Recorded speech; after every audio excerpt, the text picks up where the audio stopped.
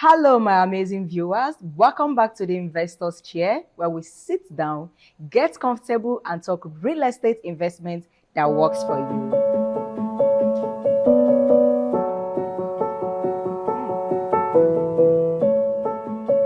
Before we proceed, I hope you're having fun this weekend because all work without play makes Jack a dull boy. And for the ballers, all play without work make Jack a toy. Today, I am honored to have with me a respected authority in the investment industry with a wealth of practical experience. He's currently an advisor in real estate investment with Hughes Group of Company as the HR manager, Mr. Umayefa Uzaka. Welcome to the Investors Chair, sir. Let's get into today's conversation. Okay, sir, how could you define a true smart investment in today's economic climate? Well, true smart investment are three big words. I'll tell you that in the present circumstance that we find ourselves economically, smart investment will have to do with taking up on opportunities that present themselves. No matter how bad an economy is, whether it's a downturn or is going upwards, there's always an avenue for investment. So that's where the SmartNet comes in. Now, given the present scenario, SmartNet means every little opening that could create wealth, generate financial maybe stability in time. That is smartness in investment. And you can only have that in few investments portfolios. There are not very many because generally people believe more in businesses, buying and selling, import and export. But then when you talk about investments, you're looking at something that where your money can multiply over a period of time, depending on the time frame now. So it could be short or long term. That's investment for you. So smart investment means within the shortest possible time, what can I or where can I plow my money to so that I'll get a good return on investment? Now you have so many asset classes to consider. Either you're buying stock or you're buying real estate, or you can also partner with some organizations in all of that, or maybe treasury bills and more. Now, in all of this, I prefer the real estate investment. Reasons are not far-fetched. If it's treasury bill being organized by the government, especially the CBN, there are all these economic indices you need to consider before you buy them. If you go into shares, the economy of the state will affect your prospects either negatively or positively. But in majority of cases, we experience more of negative outcomes. So I wouldn't In real say, estate? No. I mean in shares. Now, if you now look at maybe real estate properly now, I think that's the only place where whether the economy is in downturn, it's rising. The economy is buoyant, it's still rising. So when you find yourself in that kind of environment, I mean, you don't need to second guess whether to plow your money into it or not. Now, depending on the location or the places will also matter. So in investment, if you ask me about real estate, strictly, I would say, yes, there are so many opportunities you can invest in real estate, either by direct investment, by partnership, or by acquiring properties straight away. Okay, thank you. So you are advising us to actually invest in real estate more than investing in stocks. Yes, that is my advice for you based on personal experience and having maybe a case study at the economic environment and the business community. So real estate is that because that's one place, if you decide to make an investment, over a period of time, could be 6 months, 1 year, or more, your investment will be giving you enough dividends or return on investment. So one, your capital is secured, depending on even the security of the investment. Your capital is secured, the return on investment is rolling in multiples. That's, 100%, 200%, sometimes could be 1,000%, depending on how long you hold on to that investment. And that happens more with long-term investment. Or you partner with a real estate company. That's still part of real estate investment. There again, your money is working for you. Okay. And simply put, you can only be financially comfortable, or you can only build wealth in a situation where your money works for you and not you laboring for money on a daily basis. So real estate is one sure place you can have that confidence that your money will work for you and in multiples. Okay. Speaking of experience, you said something about you advise us to go into real estate because of experience. So please, can we know your experience? Have you ever invested in stocks? So let's know the difference between investing in stock and real estate. Talking about your own experience now. Oh, well, I think I've done both of them and more, which I may not want to go too far to explain here. Going straight to your question, yes, I've been into stocks and I'm in stocks till now. Oh, yes. That's and great. Even at that, I diversified my stock portfolio by both the production sector and other asset classes in stock. So I did that. Even in the banking sector, yes. Wow. I have some stock there. So that I know I can tell you for sure that the market fluctuation and the present state of the economy also decide which direction the stock will go to. Okay. And more so, the stock pays dividends and they also give bonus shares. So some persons who don't have good knowledge about how the stock market works will think that if you buy the stock, maybe in a year or two, you're going to make 100% of your investment. Definitely not so, because the stock can only give you dividend once in a year. Oh. And that once in a year could be that, well, depending on the volume of money you have in the stock market, could be just a fraction or a fragment of what you have there. That may not really count much. And your bonus shares are the ones that really will give you money in the stock market, not even the dividends they pay you. So bonus shares, yes, and they have their general meeting once in a year. So it's at that meeting they decide on how much to allocate to who, according to the number of stocks. So all that is a very boring, cumbersome process. Now, you have to wait for 1 year to get to know the result of your investment. But if you now go into the real estate space, it is something that you just have to get involved in properties, either land or landed properties, or investment directly. So first, land. Now, land appreciates all over the world, in the real estate world, yes, it appreciates. So if you're going into real estate investment, first, especially land, I'll tell you there is no bush in real estate, and there is no bad land in real estate. It's true. Because what you consider to be unviable today can be a high-profile area tomorrow in real estate. For instance, time was when Enugu as a capital city, I mean, Enugu has been a capital city from onset, from colonial days till now. Yet, not too distant from now, the Enugu I met primarily ended towards the Onitsha end at the New Market area. Oh. Where you have the road safety office now was like the suburb of Enugu. Then there used to be this Ekulu Primary School. That was like the end of Enugu. Are you serious? Yeah.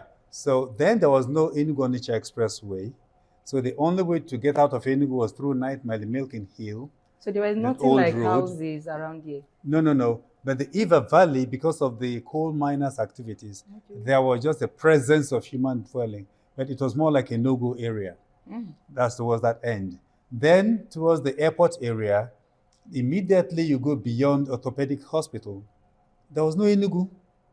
The only place you can now see the presence of human dwelling was around the Goshen hospital area.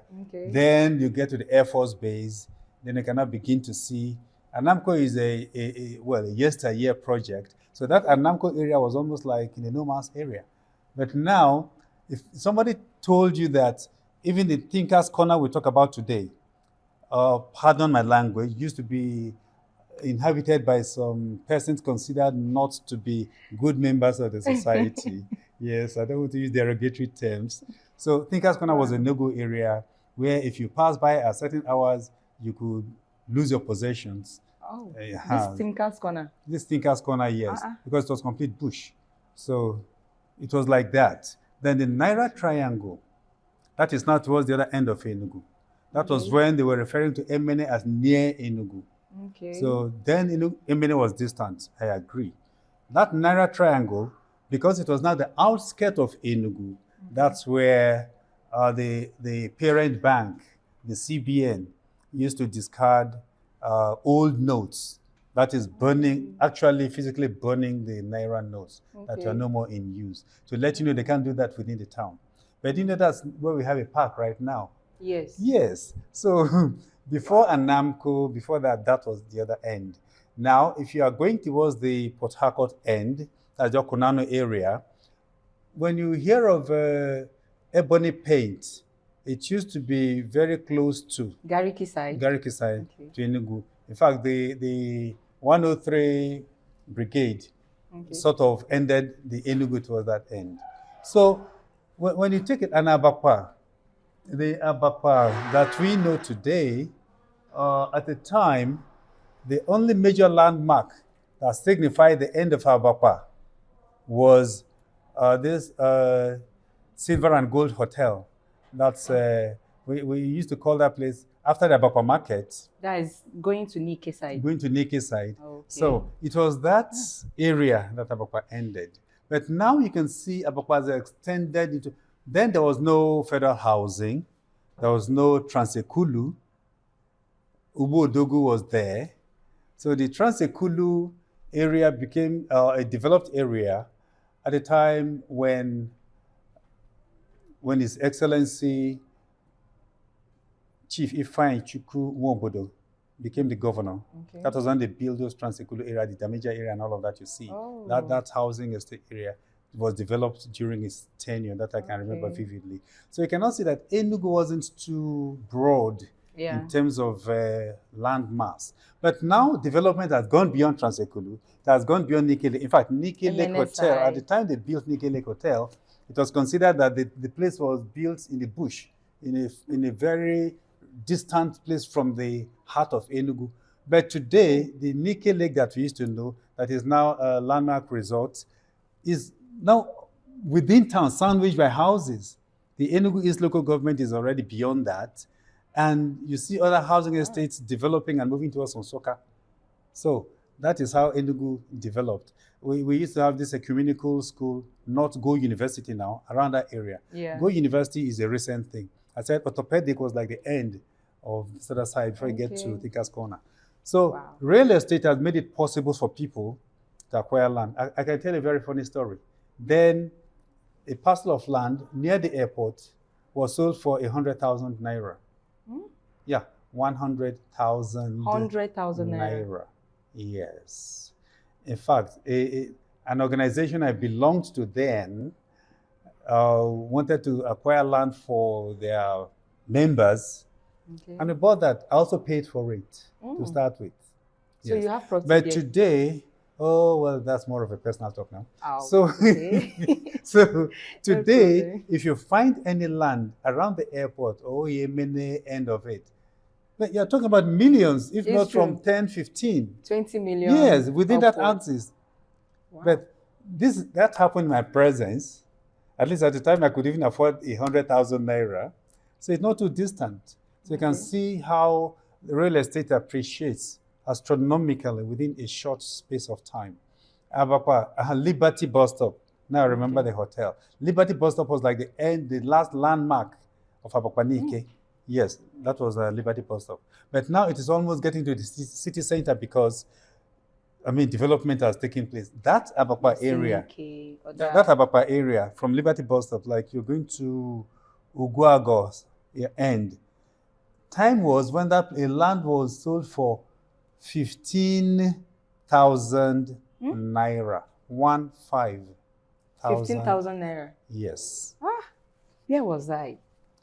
You were somewhere in outer space then. So, and but then people said it was expensive because people did not live there as much. Okay. It was only the Abakwa girls, one secondary school called Abakwa girls, that was at the hinter part of the town. But you know the Abakwa girls we talk about today now, you have houses far beyond where the school is situated. So those who had that foresight, I'm talking about real estate investors, who had that foresight, who bought real acres and hectares of land. Today they are millionaires and billionaires. I mean, come to think about it, you can't even find any space at that Ogwago area. I'm telling you, land was 15,000 naira. Now, if you ever find one, somebody who wants to demolish his building, you won't pay less than 30 million. So if for every 15,000 you're making that profit, assuming you had 50 plots of land then, I mean, come to think about it, you're in money. So real estate can provide that for you. It secures your future for you indeed, because at the time you are no more very active because age is no more on your side and you want to maybe retire back home and have more rest than activities.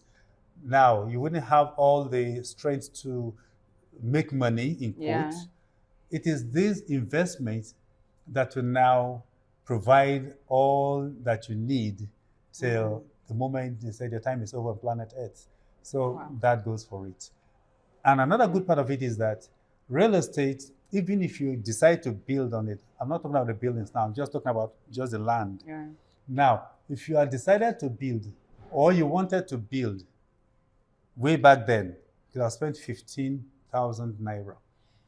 Now, if you say, okay, let me build 10 years after now, maybe I'll have enough resources. Because real estate appreciates, and generally the economy is such that it must always appreciate. And by now, your 10 years, your savings for 10 years to build can only go in for one plot of land. But you had bought it earlier when it's still considerably affordable. Even if you want to build in 20 years, the price will not appreciate on that land anymore for you. You can only get your materials and build on it. If somebody wants to buy at the new price. So that can save you a lot in future, apart from the monetary incentive that you get from there. You also have the privilege of owning a land that you don't need to pay any extra to build when you're ready to do so. More so if you decide to sell it, you make money. That's about the land. And land banking, for those who want to go into it, right now could offload. How many of you know Auckland? Opposite Old Artisan Market. Good. Before the tunnel that Chimaroke Namani, as former governor of Enugu State, constructed that, the trade fair used to be there. And there was no link road between Ogui Road and Aquara Avenue. Wow. This is a recent thing. Chimaroke Namani's tenure is not too far. When he did that, that area where you have the bridge, that tunnel. Yes. To your right, if you're going to Aquara Avenue, and to your left, both left and right, were just mere bushes. We had this IMT located around there.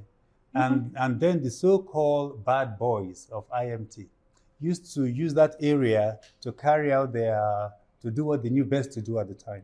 So, so that was when somehow along the line, land was being sold around that area. And so many persons bought. Don't ask me if I did or not. That's not the issue now. All I know is that people bought around that area. And it was going for 4 million naira. 4 million naira? Yes. Sounded a bit high, right? It's not high. 4 million. There was no Auckland. In fact, at the time, there was only one building standing in that bush.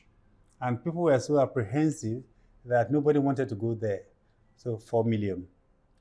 As I speak with you now, land in that place, at least I know the one my friend has, good, that is next to some other properties, is going for about 35 to 40 million now. Wow. 4 million to about 35 to 40 now, because now Auckland came. Actually, I was the first person to live in that house. Okay. Mine was the second house. The owner of the first house never lived there. Yes. So people were, giving me thumbs up. Say, how do you live in that kind of place? Don't they disturb you? Blah, blah, blah. I said, who will disturb you? The bad boys, the night marauders. I said, well, no problem. So that happened. If you are traveling from Ogui Road to Opera Avenue through that tunnel, the only house you'll see in that place occupied by human being was mine. So my family was actually there. Okay. Yeah. So that's for That's short. wonderful. So now, today, the former commissioner in Enugu State had 3 plots, one beside me and 2 were opposite. He just fenced it and put a big gate. Now, do you know that at 35 million last year, he didn't sell? I said, hey, what's going on? How long will you keep this? He said, don't worry. Now we have Auckland getting in there. The price appreciated. We had we now have this Deeper Life Church going in there. They appreciated. Other housing estates developed around the area. The price went up. You also have the present Amadio Event Center right there. You equally have Elim Plaza. Those things never existed then at the time I lived there. So you cannot see how the place appreciated because of the presence of those infrastructures. So development set in. So if I say 30 million or 40 million, it is still like understatement because of all of these things that have come in now. We also have schools now. There's some, I think, nursery school then. I don't know whether they've developed to. Yeah, there's a secondary school too around there now. So that is how real estate investment escalates in price. The moment there is any capital project or any infrastructural development near the property, it may not be right on the property, the price goes up. After all, Auckland is near where our properties are, me and a friend. Then Amadio Event Center, there's one little stream, demarcating both sides of the road. Yes. That is the way that leads you to Tiba Junction. Yeah. Yeah, from that tunnel area. So generally, the land around that area became so expensive that it has gone beyond the reach of the average Nigerian. But then it was within the reach of anybody, 4 million. Yeah. So the land you're seeing today and ignoring or neglecting could be another high-profile area tomorrow. Yes. From 4 million to, let's say, 50 million now. Yeah, about 50. Or 40. So 35 to 40 was when I knew last. As I speak now, definitely it will have, gained some more dollars or naira or pound or sterling, depending on the currency you want to buy with. Wow. So that is real estate for you. Assuming somebody had 5 plots and he developed one and lived in one, keep the other. Maybe in another, from then, count 10. This I'm telling you is not up to 20 years anyway. So, so keep it for another 10, 15 years period now. That just sale of one plot can actually send his children abroad, can send his children to any university in Nigeria comfortably. I mean, if your parents give you 40 million, decide to invest 40 million in education in Nigeria, you must go through your 4 years without stress. Good. Now, that is just sale of one. Real estate is that good. Now, if you go into property development, or maybe you just build an estate and resell, you know what it means? At the time you're building the estates, cost of building materials may not be as expensive as now. Yeah. So you have done that with less amount of money. And land was cheaper. So when you build, keep, or for rental purposes, if you decide to rent it out, it's another money spinner. Okay. Definitely people must live in houses. Yes, true. So as they make their homes in those houses, now you see that at any time the rent increases, is the tenant that will have to figure it out, not you, the landlord. All you know is that your account is swelling while the tenant is struggling and sweating. So yeah, so those things happen. And basically for life, you're in the comfort zone. The moment you invest in real estate, to be honest, you have just landed in the comfort zone, financially speaking, in life, because either way it appreciates. Even if you don't want to live in that area again, you want to sell off your property and go to some other place, your property will be valued in hundreds of millions. You understand? Yes. So it's not just that same, maybe about 80 million naira, or maybe, let me say 30 million, 20 million naira with which you build a house. Right now, those houses that were built with 20 million are going for almost 250 million naira in that same area I'm talking about. So Real estate definitely is the for me is one of the choicest investment any wise person can go into. Don't say, what if somebody comes to my land and claims and all that? We'll talk about that. Just leave that. But I'm telling you from personal experience that it is a very lucrative investment. It gives you that peace of mind.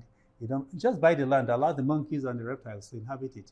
Any day you decide to develop it, you farm on it, or you lease, there are so many ways of making money in real estate.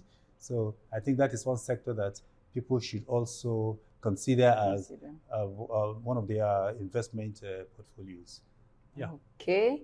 Thank you very much for educating us with your experience. So permit me to say that between investing in stock and investing in real estate, I think real estate is actually the goal when it comes to investing for your future. Okay, I think we should take a break right now. Have you been looking for where to buy solid, durable blocks you can truly trust, where quality is not compromised and your money actually works for you? Welcome to Grace Bond Shelters and Property. Here, we understand that the strength of your building depends on the quality of the blocks you use. That is why our blocks are carefully molded with the right cement and sand ratio and properly cured for maximum strength. Our blocks are heavy, well-formed, and consistent in size, reducing cracks, minimizing waste, and ensuring your building stands firm for years. So whether you are building a residential home, shops, or a large project, we supply blocks that meet building standard and give you peace of mind. At Grace Bond Shelters and Property, we combine quality, affordability, and reliability in one plate. So stop guessing, stop settling for weak blocks. Choose strength from the foundation of your building. Grace Bond Shelters and Property, where every solid building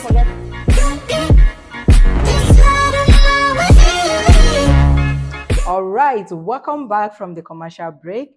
Okay, sir, going to the next question. When it comes to common mistake our new investors repeatedly make, and how will you advise us to avoid them? Well, in most cases, people regularly fall prey to what you just asked now. Okay. In the first place, when somebody is emotionally moved to make an investment, the person may not be mentally stable enough to go through the due process of finding out what the investment type is, what it takes to invest in it, and the possible, in real estate space, you are looking at security, possible documents that can secure the property for you and beyond.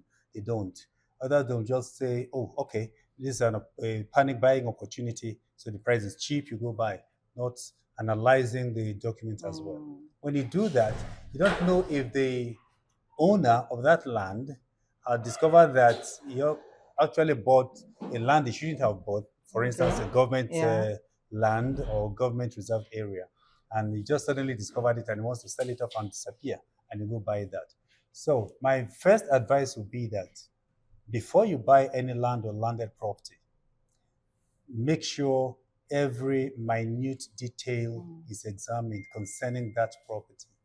Not just come and buy, it's very cheap, blah, blah, blah. Beyond the information you're receiving, beyond the documents you'll have, you have to do the verification and go for the clarification.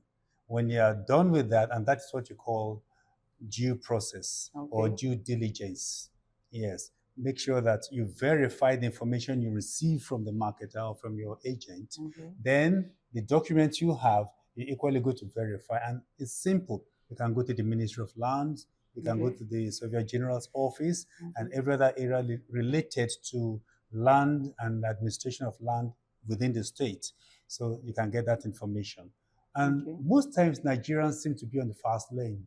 They're not patient enough to go to the ministry where they will engage you for 2-3 hours before you come back. So in a haste, you just, okay, no problem. I'll bought it. I have all the documents. So what kind of documents do you really have? Now, in case of land, most people will say C of O. Yeah, that could be the very last thing that should ever cross your mind. Because the C of O itself, as the final bus stop, needs to be processed. Now you need your deed of assignment, number one. Why deed of assignment? Simple reason is that it contains the history of the land, of the property, the original owners, and the company that has bought it, and the all of that is there. So when you buy that, you can trace the original ownership of the land to the right source. Then the you go do your documents. due diligence there. Yeah. Now go and ask, so and so property that was sold to me, are you aware? They can say yes. So that will happen. Then you need your irrevocable power of attorney. That one is a legal document. All of these are backed by law, but then that is not a legal document enabling you to act on behalf of another person about the property. Another person simply means if you own this bottled water now and you gave it to me or you sold it to me, you should also empower me to do whatever I want to do with this. So that's irrevocable power of attorney means it cannot be reversed. That's why it is irrevocable.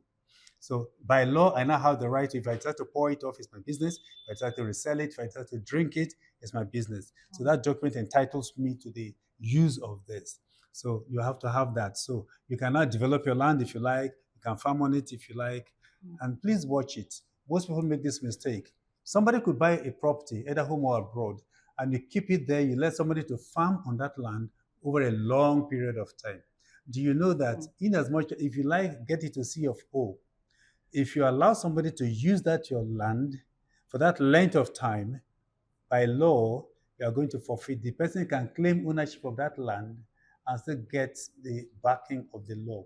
So you stand the chance to forfeit it. So whoever you're allowing to farm, either your relative or anybody, make sure it is documented that, in fact, review it every year. At the end of every year, so that you don't get to lose your land. Some persons lock up their land for more than 10 years, 15 years before they consider building. At that point in time, it is that your farmer that is the owner of that land. If the person has this knowledge and goes to court, you lose your case. The person will get the land. Yes. So those things happen. And these are things people don't quite think of in real estate business. So you have your deed of assignment, your power of attorney, then your registered survey plan. Now, why do I say registered survey plan? Anybody can present a survey plan. It's a site map of your land, giving you the idea of all the dimensions, the length and breadth of it. So it is contained in that place. And the registered one has to carry the name of the surveyor. It will carry your own name and carry the dimensions of your land. You will now go and register it in the Surveyor General's office for government consent. So that secures your land at that level. So with that, you can now go and process your CFO. You can't just walk into the ministry or walk into government house and say you need a CFO. They will escort you to somewhere in New Haven, possibly. I didn't mention anywhere.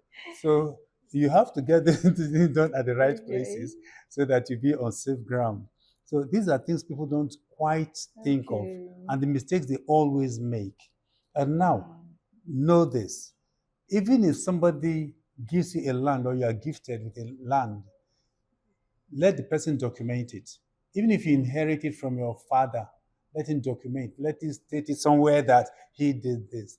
Otherwise, along the line, a more powerful relative can come over and claim the land. All the person will need to do is to go get these documents tidied up with a real estate lawyer, and that's all. You don't have any to go to court with. He has. And in courts, I may shock you, when you are swearing the oath in the court, they'll say, the evidence I shall give shall be the truth, the only truth, and nothing but the truth, right? But in the actual sense, in court, it is facts that will either exonerate you or implicate you. That is what they call exhibits. Exhibit A. Okay, this is yours, right? Even if I put kerosene here, it may look like this. And I say this is a bottle of water. Exhibit A is a bottle of water. Yes, and everybody say, yes, it's a bottle of water. How do you know it's water inside there? The truth is that it could be kerosene or it could be some other substance. So it is the exhibits they show in court that the judge will use to decide the case. But the truth could be that you are the owner. But the fact before the court, the exhibit, is the other man's papers and not yours. So that is it. So in land business, get all the title documents. That's what they're called, title documents. Your title documents are the ones that secure your land for you. So when I talk about land security, those are the ones. With those things intact, you can claim ownership of that land until 99 years. Okay. But if we may know, is there anything like fake documents and original documents? Oh, definitely, yes. More so in this IT era. Anybody can go to the computer and fake any document. Yes. Oh. Now, if that is where we emphasize that if you have a parcel of land and you have all the title documents, go and get the government's approval of it, which is said at the C of O. Here again, let me explain too. A C of O can only be given to the first buyer of the property. So if you buy a parcel of land, a plot of land, for instance, and somebody wants to buy from you, originally you'll get a C of O, but that person is no more entitled to a C of O. Now the question is, so how can the person now convince any government official that that's his land? We have what is called governor's consent. Yeah.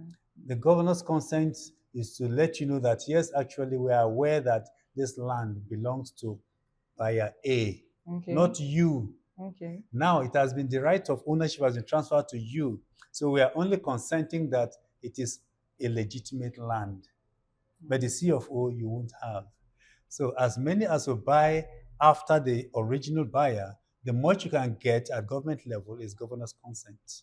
Okay. But all the first buyers, if you process a document, you get a C of O. So when it's everybody should produce a C of O and that, what if it's not the C of O? The governor's consent represents the C of O, because that is not establishing the fact that you have a C of O in that land, but not the C of O. So in any legal matter, they'll consider the C of O or the governor's consent based on who bought first. Yes. So these are the details you need to get to know. And that can only be made available to you if you make inquiries, probably with a real estate company, because all the companies know the details of all of this. So you go there. Or not add that. Somehow, if you need more of this advice, through this channel, I can also offer to you. Yes. So these are the things you need to consider. That's the much I can say about most mistakes people make. No due diligence, panic buying, emotional buying, and improperly or ill-advised about a property. Yes. The ill-advised ones are the ones that will buy one property bought by 3 persons before them or 4 and land in the court. So get proper advice or counsel from a real estate investment counselor. There you are safe and good to go. Wow. Okay, guys, so I believe you are getting valued in this wonderful episode of The Investor's Chair. So to all my investors out there, before you buy any property out there, please do where to do your due diligence, and also don't invest with emotions. Am I right? Yeah, you're very okay. Right. Thank you all for sitting with me on this wonderful episode of The Investor's Chair. Thank you and God bless you. Don't forget to subscribe, like, and share with me. God bless you.